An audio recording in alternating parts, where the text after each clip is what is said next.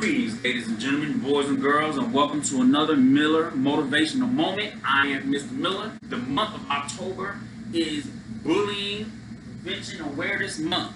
Last week I talked about bullying and how do we define bullying, so if you need to refer back to that video, you should. Today we're talking about a specific type of bullying that is probably more prevalent this semester, being that we are having a virtual semester this semester, than traditional bullying, and that is cyberbullying. So these are some steps that you can do once you find yourself in a cyberbullying type of situation. The best defense against cyberbullying is prevention. Okay, so I'm gonna give you some tips to try to prevent it. If you can't prevent it and you can't avoid it, these are some reactions and responses you should have when it comes to being in a cyberbullying situation. Rule number one, you find yourself in a cyberbullying situation, the first thing you need to do is save your receipts. You need to save everything. All right, because the thing about cyberbullying, you can keep a paper trail. This works on your behalf, but you gotta save your receipts. So what does that mean? That means if it's happening on your phone, if it's happening on your computer, but you need to be saving everything. You need to save emails, you need to save and screenshot everything. Screenshot is your best friend. You need to screenshot everything. Text messages, pictures, posts that they're making about you, text messages they're sending you, messages they're sending you, phone calls that you need to record the phone call, make the phone calls if you can. Save your receipts. This is very important. Also, when saving your receipts, you also need to have a personal receipt. There need to be other people that's watching this interaction or involved in this interaction other than yourself. So you need to be saying something. You need to be telling your parents, telling your teacher, telling a friend. There needs to be other people, other eyes on this situation other than you. You definitely need to involve school. I understand nobody gonna want to be a snitch. I get that. And if I'm at school and someone's making me feel unsafe at school, or unsafe on my computer, or unsafe on my own cell phone, or my own social media spaces, I get to advocate for my own safety. So no one gets to tell me or silence me or shut me up. You have a right to speak up for yourself. You are responsible for your safety. So if they want to call you snitch, I'll be a snitch. But what you're not going to do is shut me down and silence me. You never let someone make you go speechless. Also, why you should let somebody know, because in most states, cyberbullying is actually illegal. So if you got a long paper trail of situations where this person is threatening you and saying these terrible things to you, you need to let somebody know. We may can get law enforcement involved and prosecution can be happening. As far as school is concerned, we have severe consequences for any type of bullying. The administrators, the assistant principals can't give a consequence for things they don't have evidence of. We have so many parents who come up to the school and is like, my child has been experiencing this for months and the school has done nothing. The very first thing that's going to be asked is, who did your child tell? We can't solve a problem or intervene for a situation, an unsafe situation we knew nothing about. So make sure people know. We got a whole hotline, 24/7, always up. You can contact them. Number two, zero contact. So if someone is emailing you nasty things, they contact you on Snapchat saying nasty things, being mean, bullying you, threatening you. And I know it's hard, and I get it, but you're gonna have to resist the urge for the clap back here. There shouldn't be a back and forth between the two of you. This is the reason why.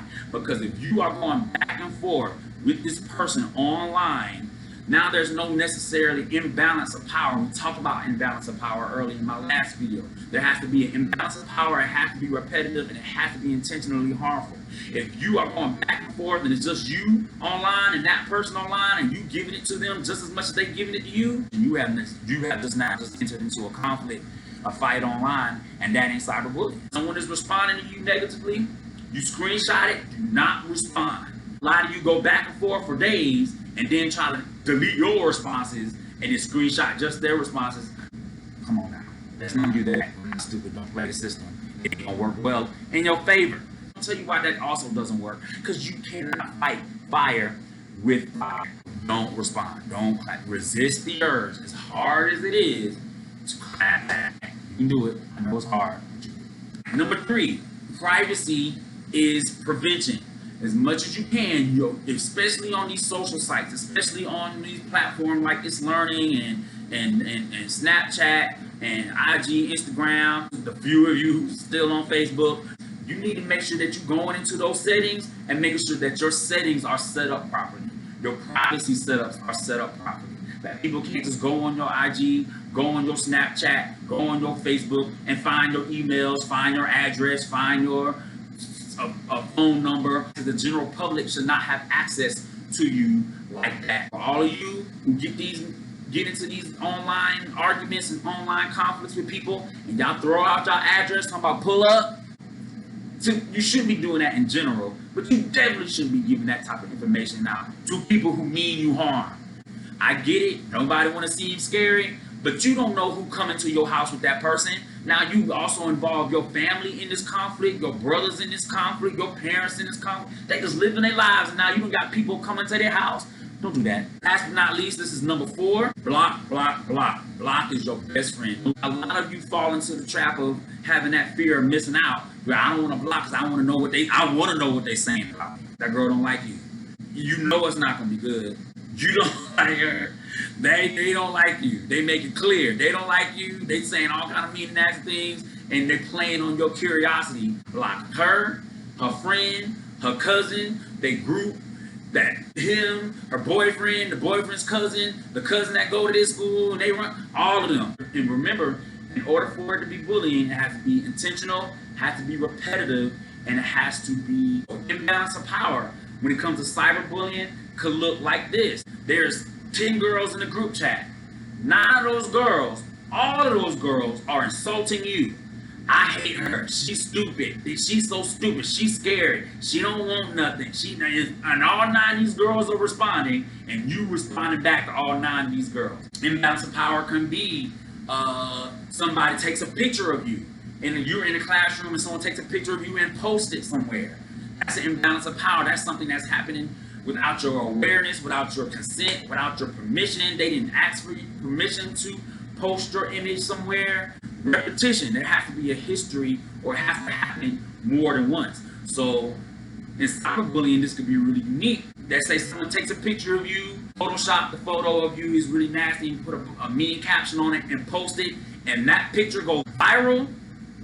That's repetitive because it has been seen numerous times. It has been shared to you numerous times. You've gotten several texts within the last minute from people. Have you seen this? Did you see this? Everywhere you go. So though it was only one picture sent only one time from the original person, but it's gone viral and it's happening to you more than once, that's repetitive. I've had this group chat. This group chat has been going on all weekend long. On and on and on and on and on. There's several messages over a time span, over a period of time. That's repetitive. It has to be intentional. I mean, they sent the picture to you. They sent the message to you intentionally to hurt your feelings. They posted the picture knowing you would probably see it to cause you harm, to make you embarrassed, to make you feel unsafe. All of that is bullying, and we can protect you. You can get out of that situation. Cyberbullying is really dangerous. It can have some terrible repercussions on you and your safety and your academic success. So please make sure you're protecting yourself and stay safe. I hope this video is helpful. If you're in this situation, or you know someone that's in this situation, involve someone early. As we are going through this semester, please make sure that you're continuing to stay healthy, stay safe, continue to practice social distancing, and until we're able to see each other again, please stay safe, stay happy, stay healthy, and stay whole. I'm Mr. Miller, and I'll talk to you again real soon.